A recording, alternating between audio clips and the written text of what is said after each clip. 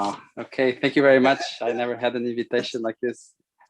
Sorry, I never had an introduction or invitation. Yes, everything inflated. That's great inflation. That everything nice. I don't even weigh that much. So thank you very much for the invitation and for the enthusiastic introduction, Renato and Marta. It's a great pleasure to give this talk. So I'll talk about monotone Lagrangians in cotangent bundles of spheres. I'll mostly talk about examples of such Lagrangians, and then towards the end, I'll, if there's time, I'll talk a little bit about generation of Fukaya categories of monotone Lagrangians in these spaces. And this generation is to be thought of also kind of loosely as some kind of attempted classification of these monotone Lagrangians. So, okay, so just for some context, very general context. So recall that Arnold's nearby Lagrangian conjecture says that if you have a Lagrangian in a cotangent bundle, okay, just with the standard symplectic form, which is exact, right? So it's D of the Liouville one form.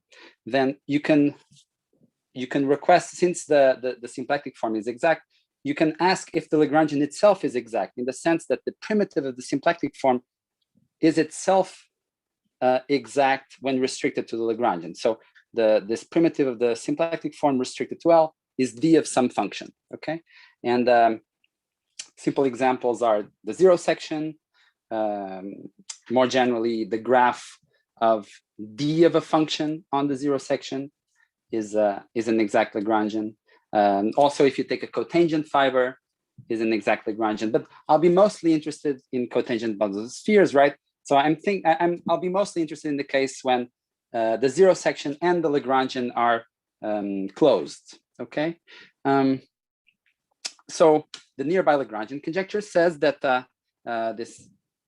well, if Q and L are closed, and L is an exact Lagrangian in the cotangent bundle of Q, then Arnold predicts that L should be Hamiltonian isotopic to the zero section Q. Okay, so if you want to think about this in terms of you could interpret this as a classification result for exact Lagrangians. It's saying that up to Hamiltonian isotopy, there's exactly one exact Lagrangian in the cotangent bundle of Q, which is the zero section Q itself. Okay, closed exact Lagrangian. And so this is still kind of very far from being established. It's known in only a few cases. T star S1, T star S2, T star T2. I believe not much more than this. And but there's also very strong results that hold very generally. So one, so I mean, these cases that I'm mentioning, S2 and T2 are work of many mathematicians. This also another result starting from the work of mathematicians and ending in the paper of Abu Zaid and Krag says that if you embed your Lagrangian in the cotangent bundle and then project to Q, then you have a map from L to Q, and this is a simple homotopy equivalence. Okay, so even stronger than a homotopy equivalence, right? But this is still very far from saying that L is Hamiltonian isotopic to Q, to the zero section. All right, so what we're going to be thinking about is more general class of Lagrangians, monotone ones, but still an analogous question of trying to classify them up to Hamiltonian isotopy. We would expect them to have more than just one. So just a brief recap of monotone Lagrangians. Let's take a Lagrangian that we assume to be closed in a symplectic manifold, and it's been discussed. This has appeared in several talks already. Let me just recall. So I say that L is a monotone Lagrangian if the following happens. If there's some constant greater than or equal than 0, let me call it tau, such that, well, when I take any disk in M with boundary in L, okay, any element in this relative pi2, there's two computations I can do. One is I can compute its symplectic area. I can compute the symplectic area of the disk, and I can also compute the Maslov class of the disk. I require that these two be proportional by this proportionality constant tau. Okay, and this tau should work for any element in pi2 of M rel L. Okay, and I assume that most people are familiar with this Maslov class. You can think of as just measuring the following. So we have here we have a disk in M with boundary in L. So if you look at the boundary, you have a path in this Lagrangian L. If you just look for every point in this path, you have the tangent space to M, which is a symplectic vector space of dimension 2n. Inside, you have the tangent space to L at that point, which is a Lagrangian subspace of this symplectic vector space of dimension 2n. The Maslov class of this disk measures roughly how much this Lagrangian subspace rotates as you go around the loop. Okay, that's just very, very, very roughly what the idea is. And so if this Maslov class is proportional to omega, positively or non-negatively proportional to omega, we say that the Lagrangian is monotone. And just to make a connection with the exact case, if my symplectic form is d of lambda, if it's exact, then if my Lagrangian is exact, it's necessarily monotone with tau equals 0. Okay, so I want to think of the tau equals 0 case as, at least morally speaking, the case of exact Lagrangians. All right. So the simplest example I can think of a monotone Lagrangian would be the following. So start with the symplectic manifold, the S-symplectic manifold, the two-sphere, okay, with the standard symplectic form, the area form. And so just pick some Lagrangian here, which is just some curve, okay, just some embedded curve in S2. It divides, it separates the S2 into two pieces, A and B, right? This northern piece and the southern piece. And the Lagrangian L, this curve is monotone if these two pieces have the same symplectic area, okay? Here, omega is the standard area form on S2. So this monotonicity is some kind of symmetry condition on this Lagrangian, kind of loosely speaking, at least with respect to areas and Maslov indices of disks with boundary on the Lagrangian. Okay, so that's most of what I wanted to say in general about monotone Lagrangians. So they're very special, right? They're somewhat symmetrical, but still there's a wealth of examples. There's many constructions of monotone Lagrangians, and one reason they're very interesting is that the techniques of pseudo-holomorphic curves and the Floer theory work especially nicely when your Lagrangians are monotone. Okay, so there's an especially nice theory of Floer homology or superpotentials or whatever you want, pseudo-holomorphic about monotone Lagrangians. Okay, and and motivated by this previous slide about the Arnold conjecture, the driving question here is how to classify Lagrangians in cotangent bundles of spheres up to Hamiltonian isotopy. And I'm saying cotangent bundles of spheres just because it's a fairly simple space, but about which one can already say many interesting things, I think. Okay, so as I said, most of my talk will be about examples. So I will talk about two types of examples of constructions of these monotone Lagrangians. One is in a paper by Oakley Usher, building on work of Antov Polterovich and Albert Frauenfelder. And so here's a way of constructing monotone Lagrangians with the topology, so diffeomorphic to S1 times Sn minus 1 inside T star Sn, okay? And I can do that for any R positive. Here, I want to think of R as follows. So I'm going to use the round metric to identify the the cotangent bundle with the tangent bundle of the sphere, okay? And so I have a metric now, and I'm going to think of R as the distance to the zero section on the fibers, okay? So that's so I have a metric on my tangent bundle. So on every fiber, on every tangent fiber, I can think about spheres of radius r, okay? In the tangent bundle sphere, in the cotangent bundle of cosphere of radius r. All right. So how do I construct this S1 times Sn minus 1r? Well, I pick a point. I fix any point. Just think the North Pole if you want. You take the sphere of radius r in the cotangent fiber at Q, okay? And now what I do is the following. So every point in this sphere, if I think of, if I identify the cotangent bundle with the tangent bundle, every point here is going to give me a tangent vector to the sphere at the point Q. And I just pick the geodesic that follows that vector, okay? It's a vector of length r, so I'm going to pick a geodesic of speed r, okay? So if r is small, I'm going to go at small speed, and if r is large, I'm going to travel at large speed, so be farther than the zero section in the cotangent bundle of Sn, okay? And so if I start with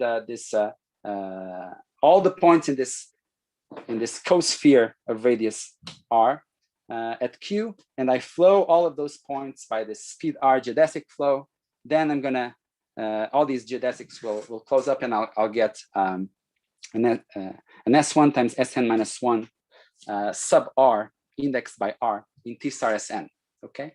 And I claim that these are all monotone. All right. So this is what Oakley-Escher called Poltrovich Lagrangians, and they generalized this the following way. These generalized Poltrovich Lagrangians. Let me just quickly explain, just to have more examples. So here what you do is the following. So look at the zero section, okay? Now let's say we're in Sk plus m plus 1, okay?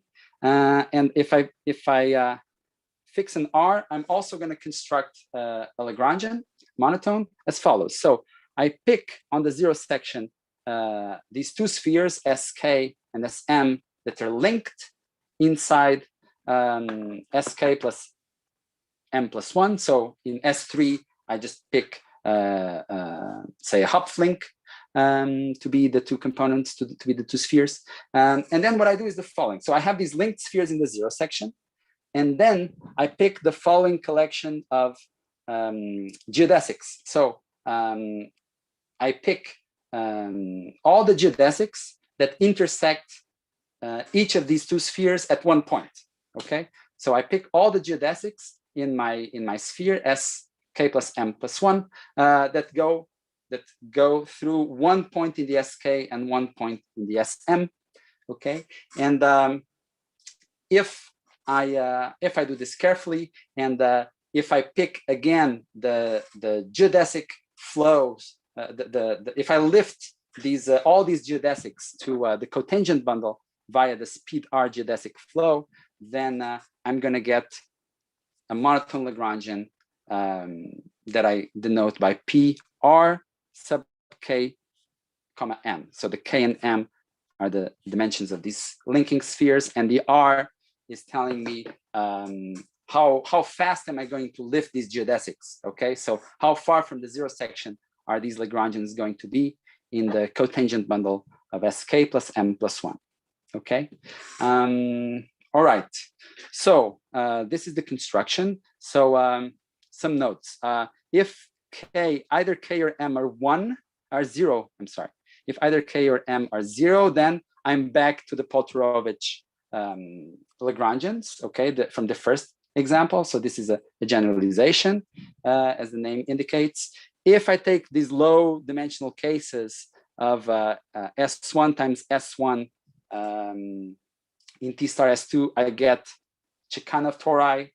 If I take P sub 1, 1 in T star S3, I get these Lagrangians constructed by Chan, Pomerliano, and Ueda. in some interesting paper about an interesting mirror symmetry paper about mirror symmetry for conifolds. And also more generally, these PRKMs, they're diffeomorphic to S1 times SK times SM mod Z mod 2. And they're all monotone. They're all not Hamiltonian displaceable. And they're all contained in the R-sphere cotangent bundle of the sphere. Meaning, okay, so I picked an R, right? And I'm thinking in both constructions, I'm thinking of this R as the speed, the constant speed of the geodesics that I'm considering to construct these Lagrangians. And by construction, they're going to be sitting at a constant R distance from the zero section in the cotangent bundle of the sphere where they live. Okay, this is the Oakley-Escher construction. Let me present another construction of monotone Lagrangians. Well, yeah, anyway, I was going to pause for questions, but well, feel free to interrupt me if you have questions, but I will continue. All right, so another way of producing monotone Lagrangians in cotangent bundles of spheres is by the behind-lifting construction. So the picture is the following. So a fixed radius disk bundle, well, let me say, start with T star Sn, and then pick, instead of taking all of that, pick some constant radius disk bundle, fixed radius disk bundle. You can arrange for things for this disk to be of radius 1. And it's an exercise to show that it's actually symplectomorphic to the following. So start with Qn, the complex projective quadric of dimension, complex dimension n, okay? It's sitting inside CPn plus 1. So you can, and it's symplectic with respect to the Fubini-Studi form in CPn plus 1. So this complex projective quadric of dimension, complex dimension n is symplectic. And if you pick a hyperplane section, which is just going to be a complex projective quadric of complex dimension n minus 1 sitting inside your Qn, then you can actually show that the complement of Qn minus 1 inside Qn is symplectomorphic to this disk cotangent bundle of Sn. Okay, this is an exercise in Macduff Solomon. So here's the picture. We have very low-tech sketch. So here's Qn, and here is my divisor Qn minus 1. Okay, and I'm telling you that the complement of Qn minus 1 is a disk cotangent bundle of Sn. So here is the Sn in the complement. All right. Also, we can give a nice interpretation of the complement of the Sn as follows. So, okay, so my Qn minus 1 is a symplectic submanifold of Qn. Okay, so it has a Weinstein neighborhood. So the Weinstein tubular neighborhood theorem says that the symplectic normal bundle to Qn minus 1 inside Qn is symplectomorphic. Well, there's a neighborhood of the zero section in that symplectic normal bundle that's symplectomorphic to some neighborhood of Qn minus 1 inside Qn. And but actually in this case, this neighborhood can exhaust the entire volume of Qn in the following sense, in the sense that you can by removing the Sn from Qn, you can identify symplectically the entire complement of Sn. Remember, Sn is just some Lagrangian. So Sn has volume 0, right? So if you remove Sn from Qn, you have full volume, and this full volume is given by some disk symplectic normal bundle of the divisor Qn minus 1 inside Qn. Okay, so this is what I mean by this not terribly nice notation. So here by n Qn minus 1, I mean the symplectic normal bundle to Qn minus 1 inside Qn. If I'm not careful, if I take the entire symplectic normal bundle, it's going to have infinite volume. but if I truncate at a suitable radius disk bundle, then I'm going to get something that's symplectomorphic to the complement of Sn. And here I should have been more careful. I should have removed an open, I should have considered an open disk neighborhood. Okay. So, right. So inside, so what's happening is that inside my Qn, this complex projective quadric, I have a Lagrangian Sn, and I have a symplectic Qn minus 1, and I have a good understanding of the complements, of their complements, right? The complement of the Qn minus 1 looks like the cotangent bundle of Sn, and the complement of the Sn looks like the symplectic normal bundle to the Qn minus 1. All right, so this is a nice picture. And so how do I use this to produce Lagrangians? Well, here's Bihan's idea. If I start with some monotone Lagrangian in my Qn minus 1, okay, what I can do is I can take a lift. So I know that near my Qn minus 1, the symplectic manifold looks like a complex line bundle over Qn minus 1. And so I can just take a circle bundle. I pick a Hermitian metric. I take a circle bundle over my Lagrangian, okay? So here's a cartoon for that.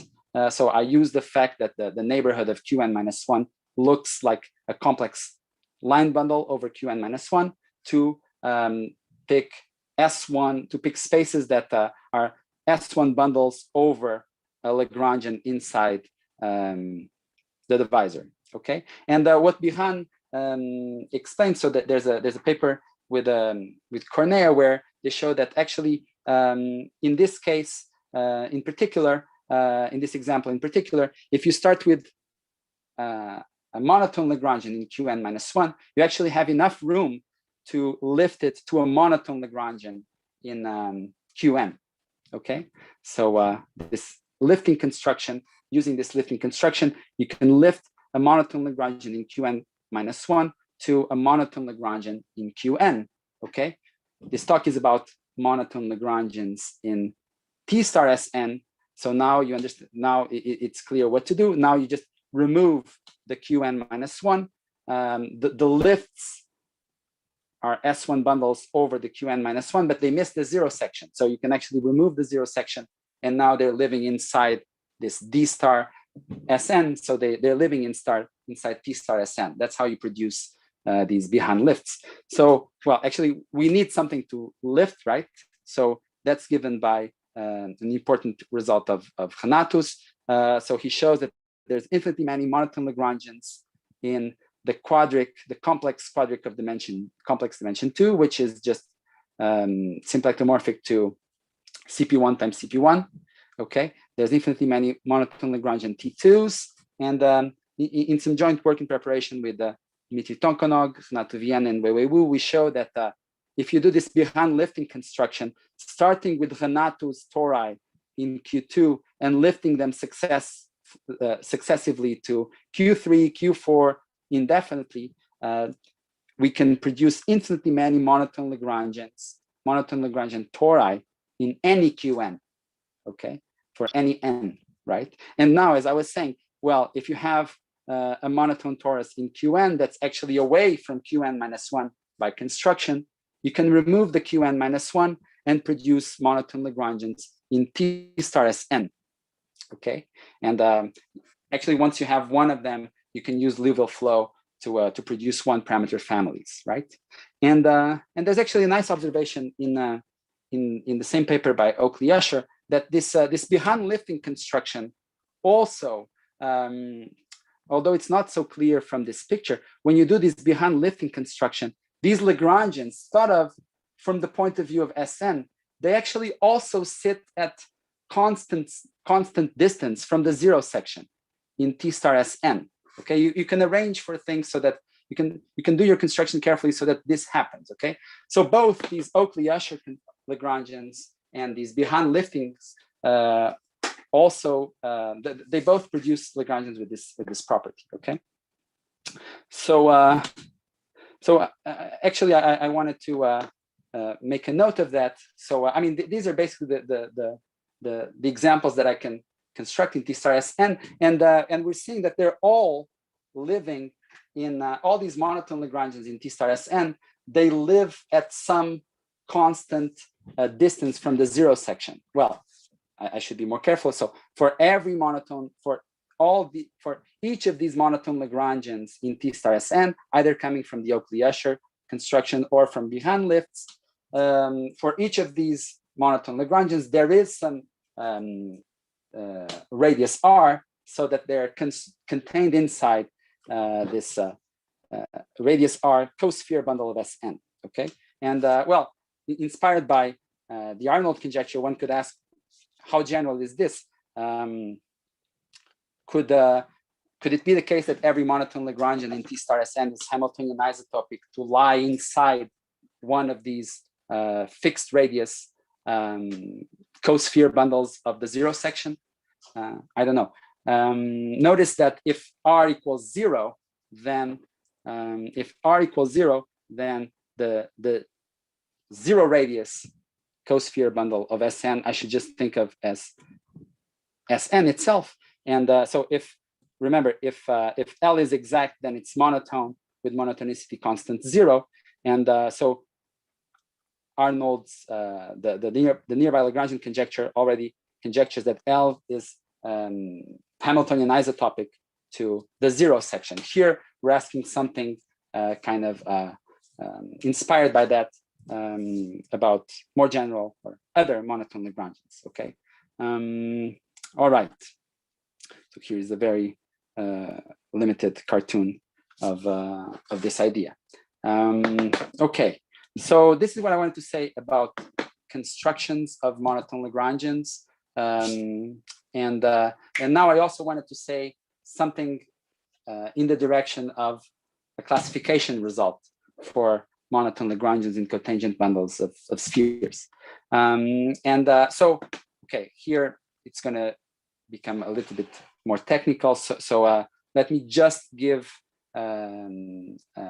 this is going to be about some joint work with Mohammed Abu Zaid. So some paper that's on archive. So I'm just going to give some vague indication of the meaning of some result and how it could be interpreted vaguely as some kind of classification of monotone Lagrangians in cotangent bundles of spheres. So the idea is the following. So you can construct a Fukaya category of monotone Lagrangians in cotangent bundles of spheres, and the objects are going to be closed monotone Lagrangians in T star Sn, right? And for technical reasons, I'm going to assume that they're oriented in spin. And also, it's helpful to,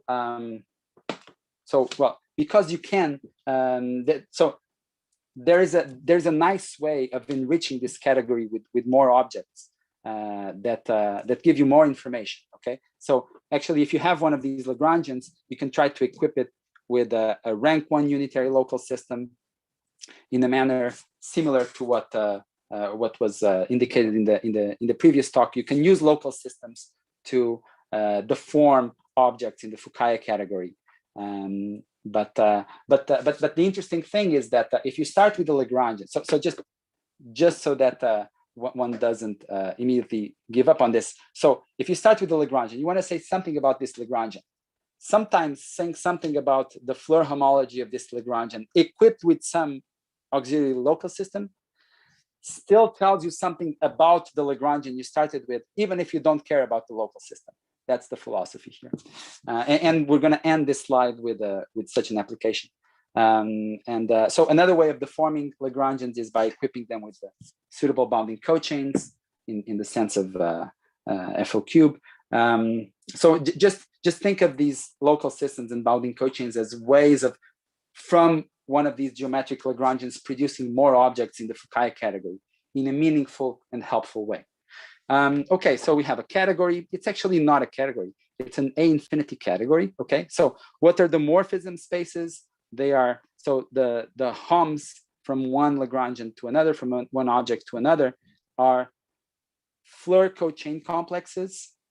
So just very, very, very quickly, if you have these two Lagrangians intersecting transversely, then you can produce, under some assumptions, a Floer cochain complex that's generated by intersection points, transverse intersections. And it's a cochain complex. The differential counts pseudo-holomorphic strips with boundaries on the Lagrangians, okay? So the homology of this is Lagrangian Floer homology, which is very, very useful invariant of Lagrangians. So the differential is an important operation here on Floer cochains, but there's actually more operations. So here in this picture, if you look at this pentagon here, if you imagine that K was 1, then this pentagon would just look like a strip from L0 to L1, and that would be the Floer differential that's illustrated in this picture. But you can allow for operations with more inputs if you take more Lagrangians intersecting transversely. And here, if you take these K plus 1 Lagrangians, then you can produce an operation that inputs K intersection points and outputs 1. And actually, these are very rich operations. They satisfy the so-called infinity relations, and they equip this category with the structure. Well, they equip this with the structure of an A infinity category. Okay, and all right. So I'm almost out of time. The result is the following. It says is the following. So it says that this monotone Fukaya category of T star Sn, if you do something just algebraic to it, something very nasty sounding, but very standard and controlled, then it's what's called split generated by the following two kinds of objects. One is the zero section, okay, equipped with bounding cochains, okay? So you need the zero section. The zero section is an important monotone Lagrangian, an exact Lagrangian. You can equip it with bounding cochains. And then if you remember these Polterovich Lagrangians, S1 times Sn minus 1, depending on the parameter R, okay, you can equip them with rank 1 unitary local systems. You can take arbitrary R, and if you produce this uncountable collection of monotone Lagrangians, then you can, in some precise sense, generate all the other objects, or split generate all the other objects in your monotone Fukaya category. So in this very algebraic sense of generation of Fukaya categories, we can say that all objects, all monotone Lagrangians can be produced starting from Sn and these Polterovich tori S1 times Sn minus 1 sub Rs, okay?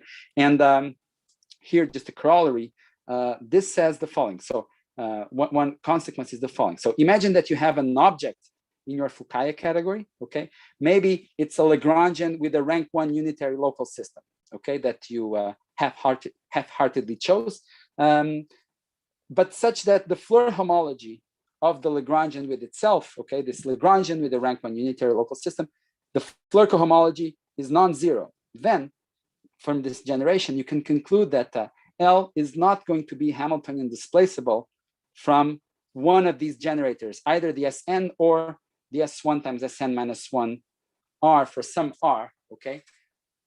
Regardless of bounding cochains and local systems, okay? So as long as when you equip your monotone Lagrangian with one of these rank 1 unitary local systems, its Floer cohomology becomes non-zero, and the Floer cohomology being non-zero means, you should think of as meaning that this gives a non-trivial object in the monotone Fukaya category.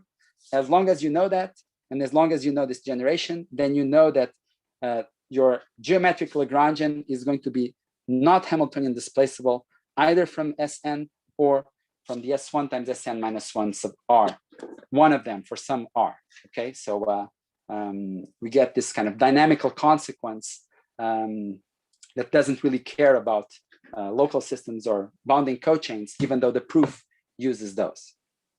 All right, so thank you very much. This is what I wanted to say.